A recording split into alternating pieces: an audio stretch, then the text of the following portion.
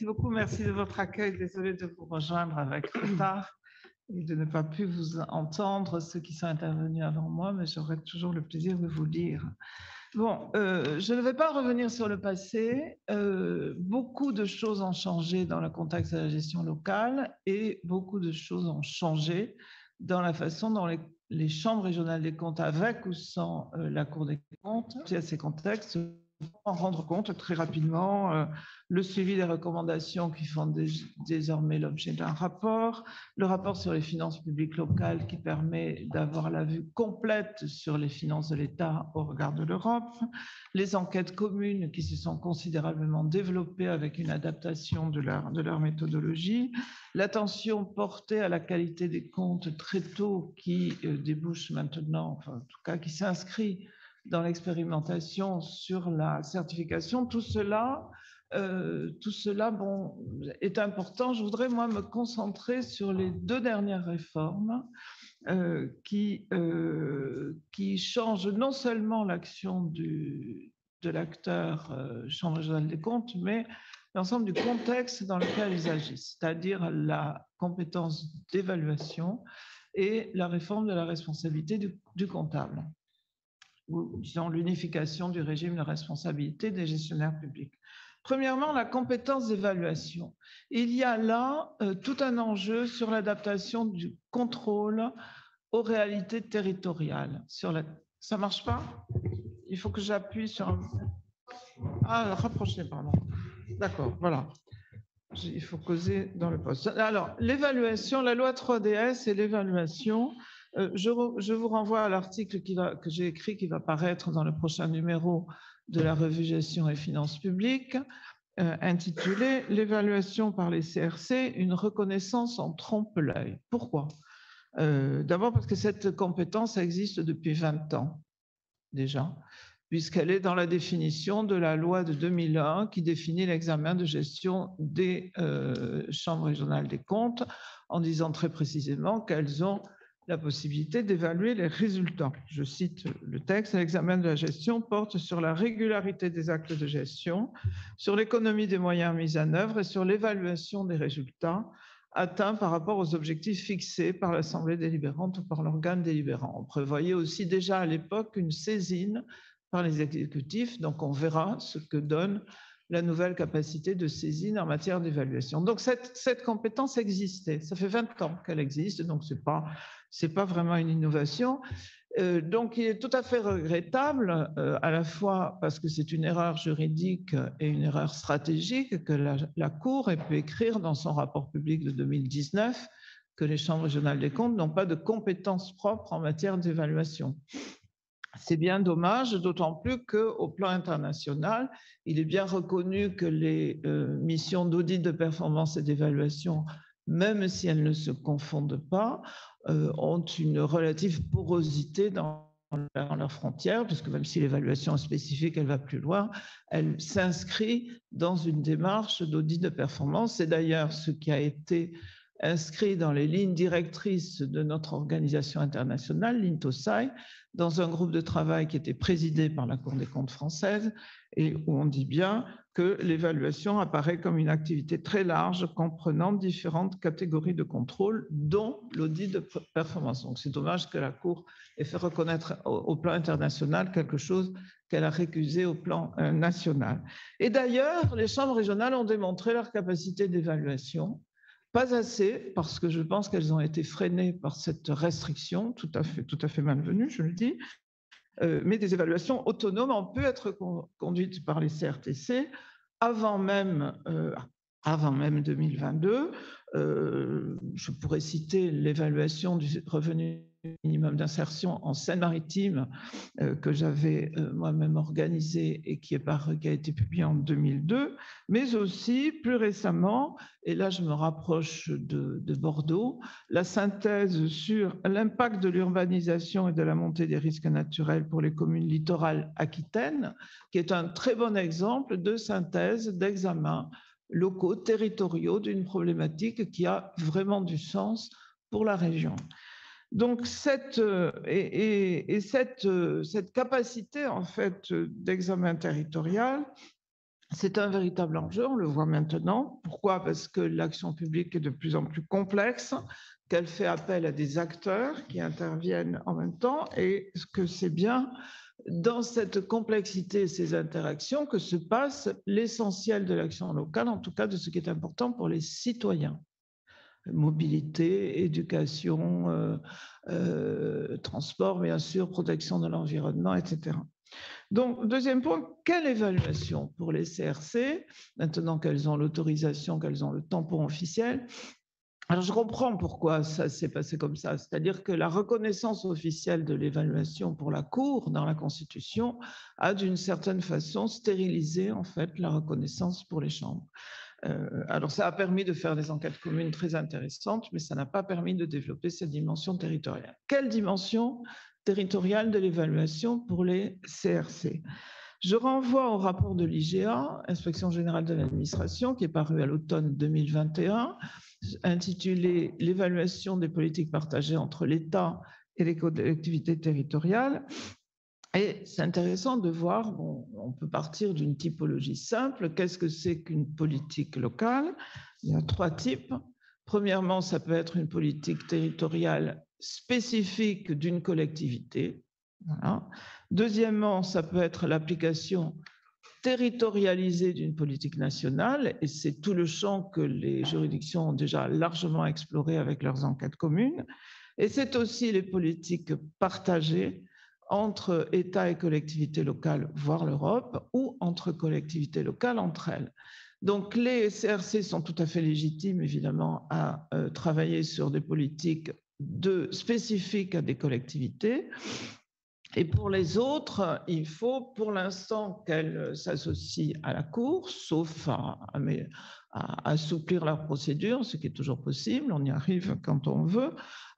Mais évidemment, ça aurait été rendu possible par la réforme que voulait Philippe Séguin, que peut-être Pierre Moscovici mettra en œuvre, qui permettrait aux chambres régionales des comptes d'être compétentes sur la totalité du champ de l'action publique, c'est-à-dire y compris celui de l'État, qui permettrait à ce moment-là de maîtriser l'ensemble des acteurs. Donc, en tout cas, les enquêtes communes, il faut le dire et le reconnaître, ont considérablement amélioré, assoupli leurs procédures, avec une territorialisation grâce à des cahiers territoriaux, la consultation des acteurs locaux, les enquêtes d'opinion, un assouplissement des procédures. Donc, il y a eu réellement, de la part des juridictions financières, une capacité à en prendre en compte cette dimension, mais on reste quand même dans la vision nationale de politique territorialisée. Et je pense que le véritable enjeu maintenant, c'est de s'intéresser réellement à comment ça se passe localement, quels sont les enjeux territoriaux. Donc on a en fait là une zone grise des politiques partagées, État, collectivité, mais aussi collectivités entre elles, avec une très grande difficulté, ça je crois que tous les observateurs le reconnaissent, une très grande difficulté de coordination liée notamment à l'autonomie des collectivités locales, aux mutations des exécutifs, à des raisons politiques, à toute une série de raisons juridiques, politiques, pratiques, qui font que cette dimension de coordination n'est ni exercée ni évaluée. Et je pense que c'est effectivement l'enjeu pour les citoyens, parce que je crois que c'est quand même ça qui est important. Qu'est-ce qui est important pour les citoyens? C'est peut-être de savoir que les critères de l'achat public ont été correctement hiérarchisés, mais c'est aussi de savoir comment on se déplace, où on va. Et ici, dans la région de Bordeaux, on en a eu quelques exemples assez cuisants. On est, comme le disait Patrice Durand, dans une gouvernance marquée par la multiplication des espaces de décision légitimes. Tous ces espaces sont légitimes, mais comment interagissent-ils mal? Donc les chambres régionales ont un enjeu là extrêmement important. Elles en ont la capacité de sortir du contrôle organique directement adressé à une collectivité pour examiner plutôt un système d'acteurs. Et dans ces dimensions, je crois qu'il y en a, il y a évidemment, je l'ai dit, la vie des gens, tout simplement les mobilités. Il y a quand même une priorité qui se dessine et qui devrait être un objet prioritaire des contrôles, c'est la protection de l'environnement. L'enjeu écologique est un enjeu aussi et même largement territorial, puisque les collectivités ont la main sur une série de domaines, assainissement, eau, collecte des ordures, mobilité et application en fait des schémas aussi, des schémas régionaux ou autres en matière de biodiversité. J'ai lu avec beaucoup d'intérêt le rapport de la Cour de la Chambre de Nouvelle-Aquitaine sur la communauté d'agglomération du Grand Dax, qui examine l'enjeu de l'artificialisation des sols et les impacts de l'urbanisation.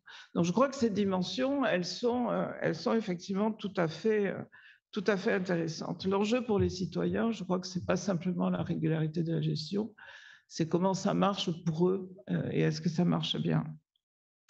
Donc, deuxième élément que je voudrais examiner aussi, c'est la réforme de la responsabilité, l'abolition de la responsabilité personnelle des comptables.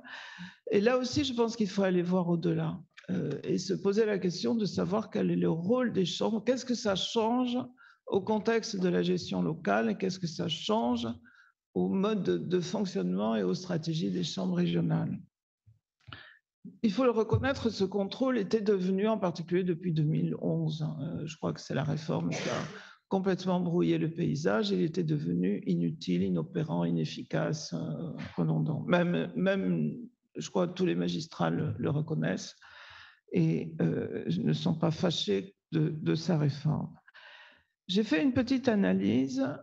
Au mois d'avril, j'ai pris tous les derniers jugements de 16 chambres régionales et territoriales pour regarder sur quoi portaient ces jugements. Je m'en doutais un peu, parce que j'ai quand même présidé pendant 10 ans des chambres régionales. Je m'en doutais un peu, mais ça confirme mes intuitions. C'est une forte concentration sur un domaine de la gestion publique, qui est le contrôle des rémunérations et des primes et des régimes indemnitaires. Sur 16 jugements, 10 s'intéressent au régime indemnitaire, aux rémunérations, 4 aux recettes. Pourquoi les recettes? Parce que c'est un contrôle qu'on peut faire rapidement sans entrer dans l'alias. Et une partie de ces jugements résulte d'un examen de gestion, ce qui est encore plus inquiétant. Ça veut dire qu'il n'y a pas de véritable analyse du risque dans ces jugements, qu'il y a une concentration sur un domaine, parce que c'est plus facile de détecter les irrégularités, aussi parce qu'il y en a, hein, donc c'est pas totalement illégitime non plus de s'y intéresser.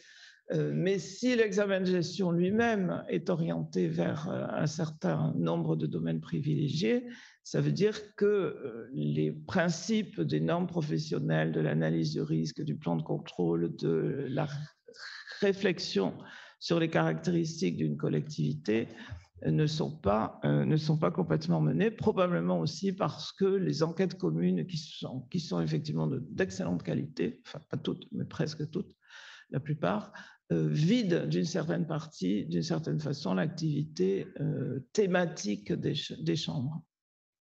Alors j'ai fait la même analyse sur des rapports d'observation, toujours en avril, en prenant pour la chambre numéro 1 le dernier, pour la chambre numéro 2 l'avant-dernier, ainsi de suite en remontant. Et on voit bien effectivement qu'il y a là aussi un contenu extrêmement conventionnel des examens de gestion, puisqu'on trouve partout, et c'est normal, puisque c'est une stratégie des juridictions, la situation financière, qualité des comptes, régularité budgétaire, etc. C'est normal, c'est une stratégie affichée.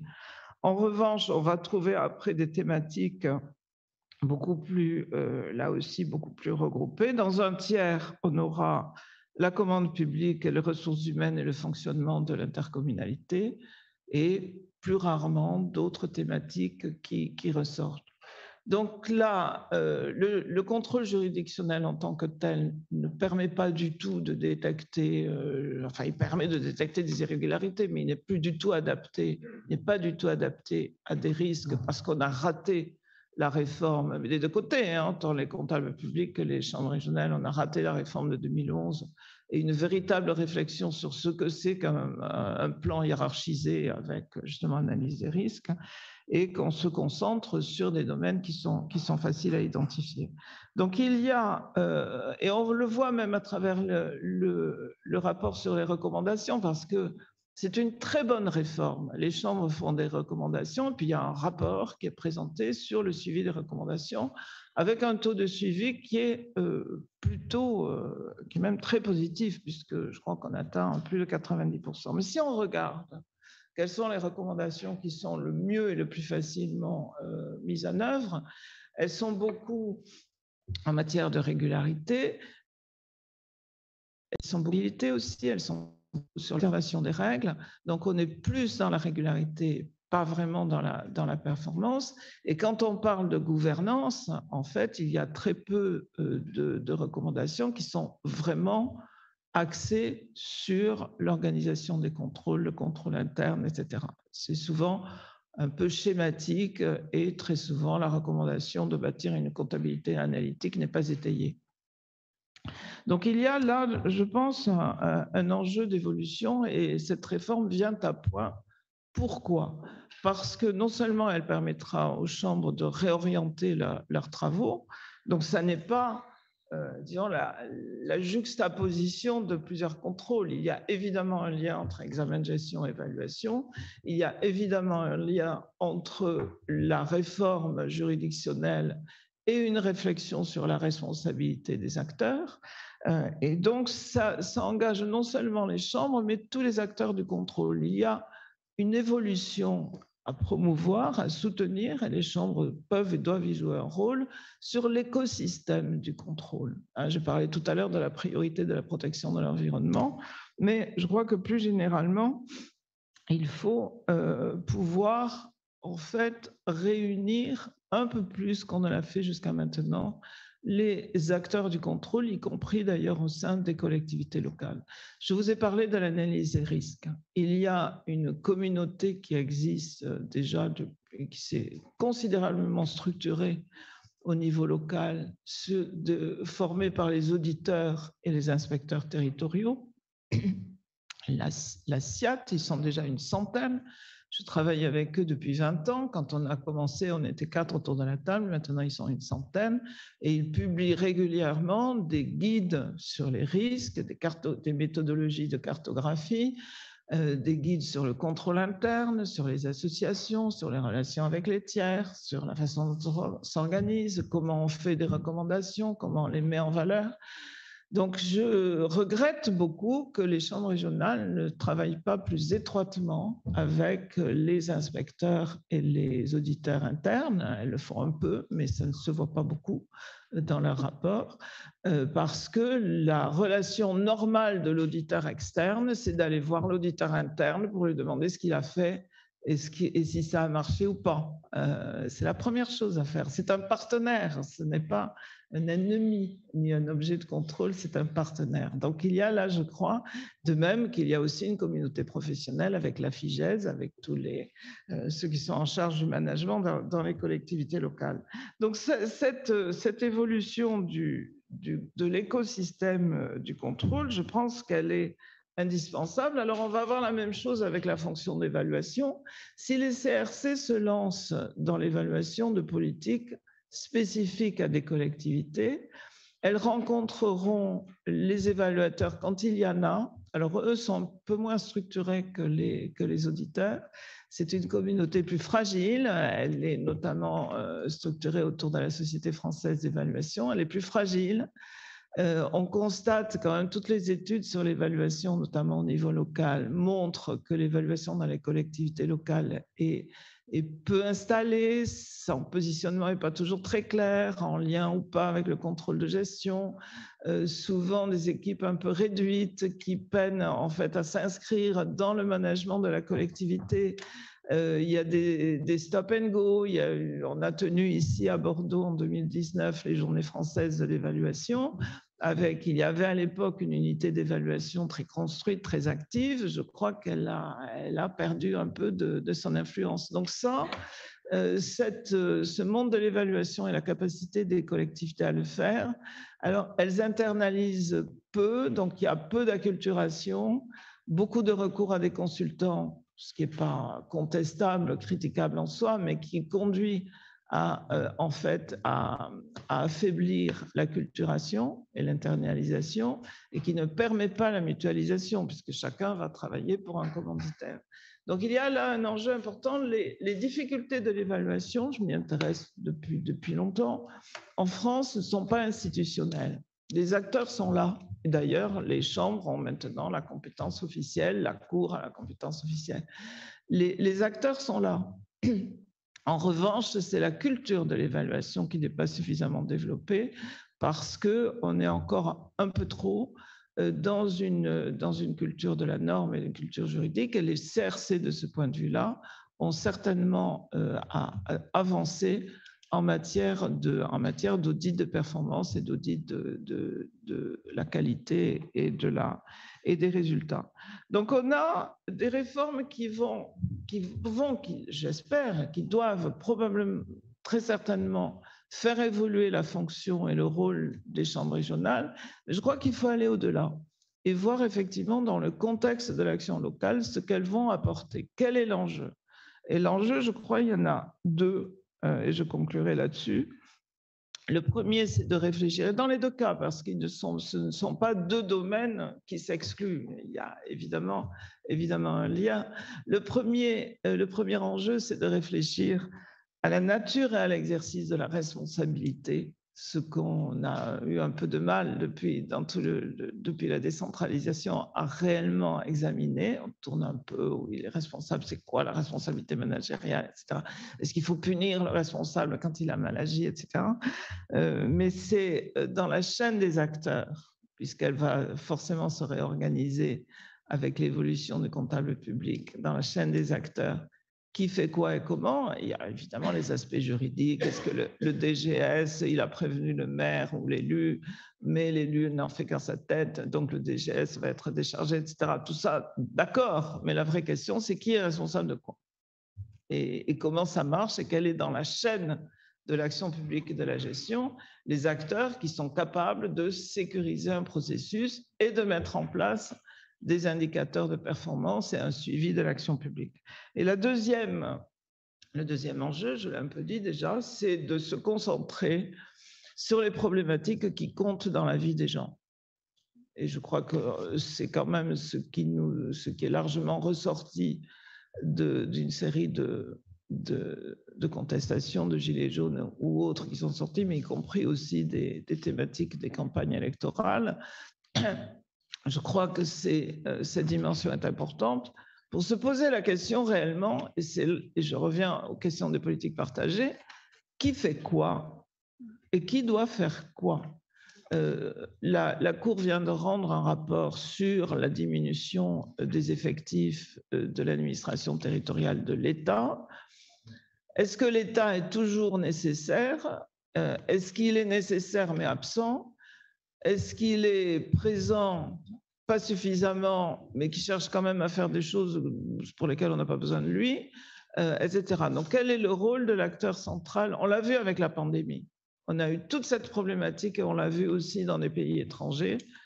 Quel est le rôle de l'acteur central ou fédéral, au niveau central et au niveau déconcentré? Quel est le rôle de la collectivité? Comment fonctionnent les relations publiques-privées? On a vu que dans certains cas, effectivement, la revendication de l'État légitime en période de crise n'était pas toujours opérationnelle, puisqu'on devait faire les choses autrement. Il suffit de comparer l'Allemagne et la France de ce point de vue-là, mais aussi d'autres pays. Donc voilà, je crois. Qu'est-ce que la responsabilité qu'il exerce? Pourquoi faire et comment? Et qu'est-ce qui est important dans les contrôles et dans la gestion locale pour la vie des gens et face à des enjeux majeurs, dont un est la question de la protection de l'environnement et l'enjeu climatique. Je vous remercie. Merci infiniment pour votre présentation qui a su nous souligner les liens entre ces deux réformes en cours, hein, qui sont parfois présentées de façon dissociée, et à la fois l'importance de ces enjeux nationaux, de ces enjeux territoriaux et du dépassement des cultures de la norme. Hein. Je pense que c'est un processus qui mérite une attention toute particulière et qui est souligné depuis longtemps, hein, la difficulté des chambres régionales et territoriales des comptes à s'affranchir parfois de cette vision très juridique, ce qui pouvait s'expliquer, il fut un temps, par peut-être un déficit de légitimité ou en tout cas une difficulté à se positionner sur l'échiquier des acteurs du contrôle, mais ce qui n'est plus justifié maintenant parce qu'il y a quand même une maturité des juridictions financières locales qui est totalement admise et acceptée.